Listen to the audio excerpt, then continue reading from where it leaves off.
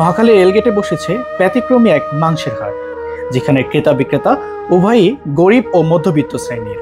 কোরবানির ঈদে এক টুকরা মাংস খাওয়ার শেষ ভরসার স্থান মহাখালী। রাজধানীর এই ব্যতিক্রমী হাটে এসে একজন ক্রেতা বলছেন, বাবারে আমরা গরিব মানুষ, আমরা বাসায় আমাকে কেউ বানাইতে নেয়ও না, আর আমরা যাইতেও পারি না, আমাকে কেউ দেয় না, আর আমরা চাইতেও পারবো না। এই কুমনি মাছ সারি আসার আমার কিন্তু খাওয়া যাবে না। বাজারে কেমন কিনো 800 টাকা 900 কিনা সম্ভব মতো হয়? কোনো সম্ভব না। অন্য সময় তো 700 টাকা বিক্রি হয়, এখন তো মনে হয় আপনার দেখা যাচ্ছে যে 800 টাকা 1000 টাকা চাইতেছে। এখন যে আমরা কিনতে পারছি না, এই কারণে 800 1000 টাকা চাইতেছে। মানুষ একটু কম দামে পাবো কিনবো আর কি, এটা তো পাইতেছি না। অপরদিকে বিক্রেতারা বলছেন, গরু কাটছি 5টা, গোস্ত পাইছি 50 কেজি, আর সেই গোস্ত তো দেশে লেজন যাইব না। হ্যাঁ, সকালে কাজ করছি, এখন তো খাবো না, এই জন্য গরিব টুকিনে দিয়ে যাইতেছি কম দামে। কত করে আছে? এতে 300-200 টাকা ভাগা। যারা গরিব, আমরা কিন্তু বড় লোকেদের জন্য এখানে বসি না, আমরা কিন্তু এগুলা নিয়ে যাইতে পারতাম না। যারা কুরবানি দিতে পারে না, যারা অসহায় গরিব টুকি মানুষ, যারা রিক্সা চালায় দিন মজুরি করে, যারা টাকা ইনকাম করে, আমরা কিন্তু তাদের জন্য বসি।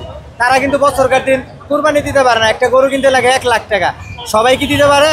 বড় লোকেরা দিতে পারে, কিন্তু তাদের কাছে যদি গোস্তর নিয়ে যাওয়া হয়, দেয় 1 টুকরা, এর ফ্যামিলিতে লোক হলো 4 জন, 4 জন কি 2 টুকরা গোস্ত হবে না।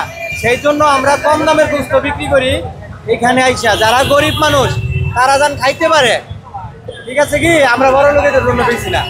অনেকেই আবার ঢাকার বাইরে থেকে আসাই বিক্রি করে দিচ্ছেন তাদের প্রাপ্ত মাংস। মধ্যবিত্ত এবং গরিব মানুষের জন্য সর্বশেষ যে আস্থার স্থান সেটি এই মহাখালী রেলগেট। এখানে বিক্রি হচ্ছে মাংস। কোরবানির ঈদ উপলক্ষে ঢাকার বাইরে থেকে যারা এসেছেন, পার্ট টাইম যারা এখানে কষাইয়ের কাজ করছেন, তাদের থেকে প্রাপ্ত গোস্ত এবং যারা গোস্ত কোড়াচ্ছেন, সেই কোড়ানো গোস্ত এসে বিক্রি করছেন মহাখালী রেলগেটে।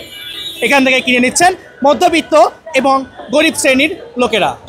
সমতার সমাজ বিনির্মাণে কাজ করবে এই বাংলাদেশ, এমন প্রতিশ্রুতি সকলে দিলেও এখন পর্যন্ত তার কোনো বাস্তবায়ন আসলে দেখা যায়নি। প্রতি বছর কোরবানি আসলেই তার যে বাস্তব চিত্র সেটি বাংলাদেশে দেখা যায়। আবু সাইদ, বাংলাদেশ টাইমস, ঢাকা।